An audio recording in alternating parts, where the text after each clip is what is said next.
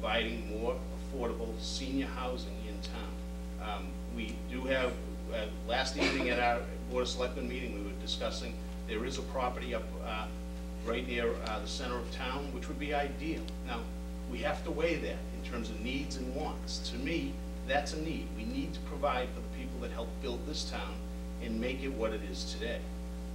We have to look at state funding, we have to look at grants, we have to look at ways in which to raise this money to make that possible.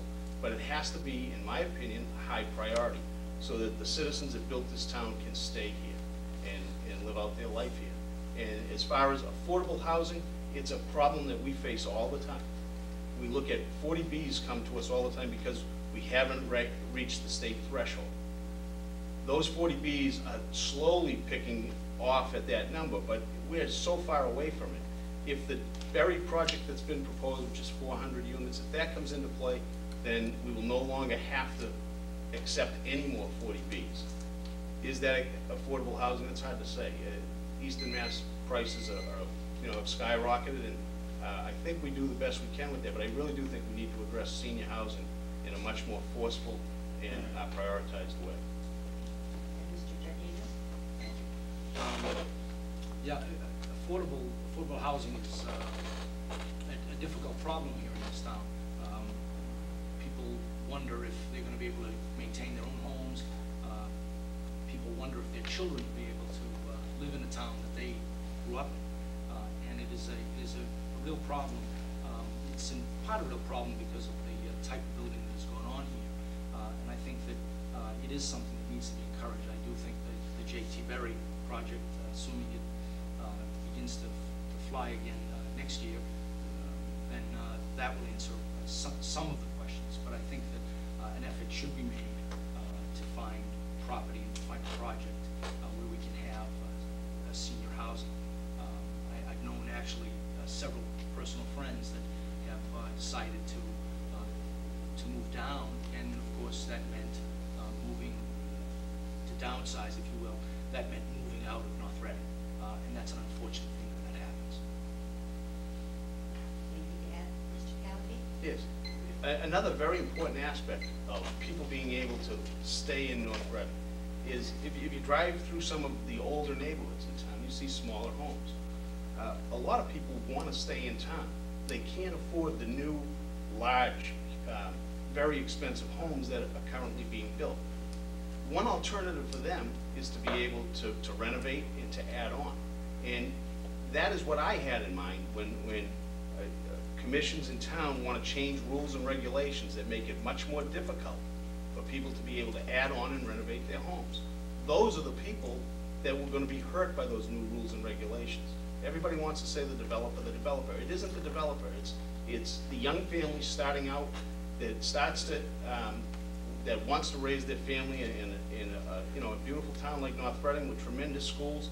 They can't afford to go buy a larger, bigger house in North Reading, but an alternative for them that is affordable is for them to be able to refinance and take that money and be able to renovate and build additions on. And that's why it's so important as a member of the board that we make sure that the commissions and boards and the appointed boards in town always keep that in mind. Mr. Giardino? Yeah, I'm against changing the rules wholesale to allow people to change, to add on and change at will. I do think that the process is such that it's sensitive to people's needs, sensitive to the changes and the reasons people want to get changed, to get approved for these changes. But to change the property rules wholesale and allow massive, any type of add-ons or changes, that I'm not in favor of. I think that we definitely need, these are issues you definitely need to address. We definitely need to address affordable housing and especially senior housing. People should be able to stay in North Reading. People should be able to expect their families to be able to stay in North Reading. And Mr. Giardino, the next question. What do you believe to be the two most important responsibilities of local government? I believe that one of the most important items in local government is leadership. First of all, I think that the local government, Kevin pointed out a little while ago that most of the expenses in the budget are fixed. There's an awful lot of the expenses are fixed. You're really playing with a smaller pot. But I think that government plays a large role in leadership both in areas which we've talked about already, such as recycling, these type of areas such as the areas that we're not necessarily doing, such as affordable housing, senior housing. These are areas where I think that the Board of Selectmen provides leadership to do. A lot the same in the school system, provides leadership for children to move ahead. That's probably the first thing I think that government does. The second thing I think it does is it solves community-wide problems in creative manner. Okay, on using fiscal restraint, and that's probably the two things I think that are most important. We have a lot of things facing us, a lot of issues facing us that could use a lot of money. And we don't necessarily always have a lot of money, but what we do have is a creative population, creative people that have found, up till now, we found solutions. I think long-range planning is probably the key thing to add to this Board of Selectmen. And Mr. Cavity? Yeah. Two most important responsibilities of local government. In my mind, without question, it is education and public safety. It affects all of us. The fact that we have such a talented and dedicated fire department and police department, it makes it safe. It makes this town what it is. That's why this town is so desirable, is that you're safe living in this town. And it's because of the efforts of those people and the efforts of the citizens that help provide the funding to do that. And in education, you know, I don't know anybody that has children, when they go to buy a house and look at a community, the first thing they look at, I believe, is always the schools, because that's the future. And as an elected official, when I sit here, I always try to weigh things when something comes before us, and the ability to pay is one of those things that we always have to take into account. But there are times we have to step outside of that and say that the education of our children and the providing of public safety to our citizens that takes precedent over when we look at an override. Last year we had an override for the schools. I supported the override because the case was made that our schools would be hurting if we didn't get that money. We need to keep moving forward. We've been trying to prioritize in town government as to how we spend on public safety, on fire and police. That includes ambulance service. I've always been a proponent of looking into expanded EMT services because it saves lives. It's the type of quality of life issue that can be addressed by town government. So to me, it's a very simple and clear-cut answer. It is education and public safety. Those are our number one and 1A priorities for the citizens of this town. And Mr. Giardino, any follow-up? Thank you. If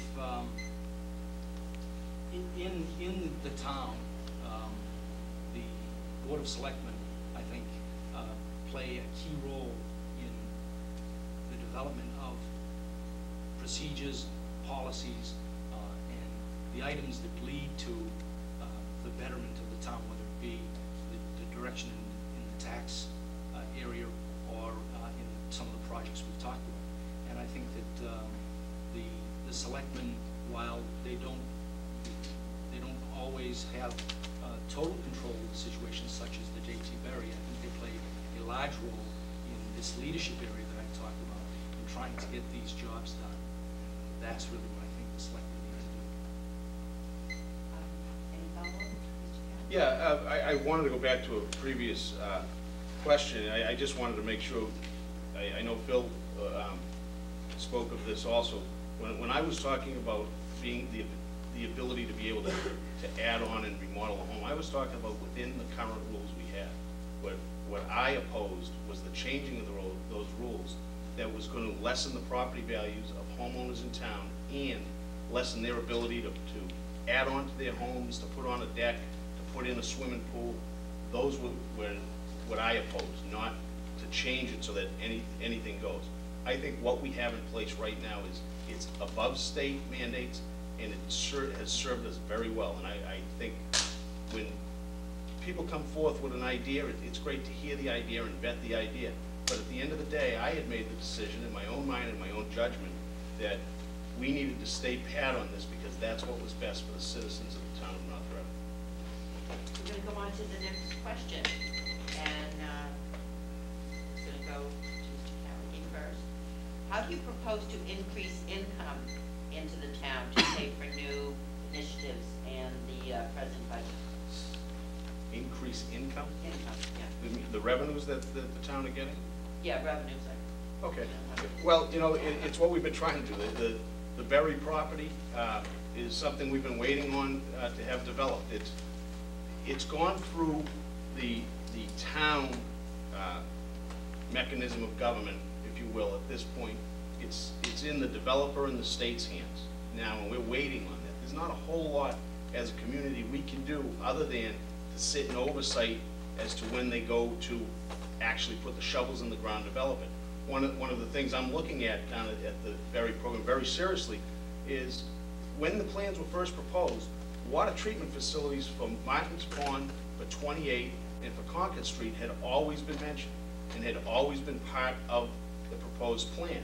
There's been some hedging on that. To me, I will not vote for any plan that does not include that water treatment facility. And how that ties into this question is, once we have a water treatment facility, it'll be much easier for us to develop businesses which will bring in new and additional revenues along 28 and along Concord Street. Right now, major companies don't want to put in a large building and then have to put in septic for those things. It's easier for them to go over to Wilmington and tie into a sewer system. We need that more than anything to help us develop our industrial and manufacturing base in town. That's how we add to it, because remember, those types of operations, businesses are going to bring in jobs, they're going to bring in revenues, they're not going to be bringing in children to educate in our school system. So to me, that's where you have to attract the businesses, to attract commercial dollars that will add to our tax base without adding to, if you will, our tax burden as to, you know, having to meet the services of the children in the school, extra children in schools, and extra services. And Mr. Tarquino, increasing revenue. Right. I think that the J.T. Berry Center plays a big role in this. I think that should we get the treatment facility that is proposed here, it will allow us to bring more business into Concord Street, allow us to give relief to the people in the Martin's Pond area from Title V, and it'll allow us to increase business along 28. I think that it is a project that has taken a long time to reach fruition, and is certainly something that I think needs to be prioritized and pushed. I think the selectmen have only a certain amount of input here and not total control, but I certainly agree that I wouldn't approve anything that did not include a treatment facility. But I think there's something else, there's other things we can do here. I think that we can encourage business to relocate here. I think there are certain things we can do. Businesses brings a value to us beyond merely tax revenues. It also brings opportunity for our children, opportunities for our residents as in employment, as well as the tax revenues. But I think that we can look at areas that should be looked at, or areas such as tax breaks to encourage large investments by outside companies, this type of thing. So that's the primary thing. I mean, waiting for the J.T. Berry is certainly something we have to do, but it shouldn't be the only thing we do. Anything to add? Yes. I think it's important to note that the development of the J.T. Berry, and in particular, a water treatment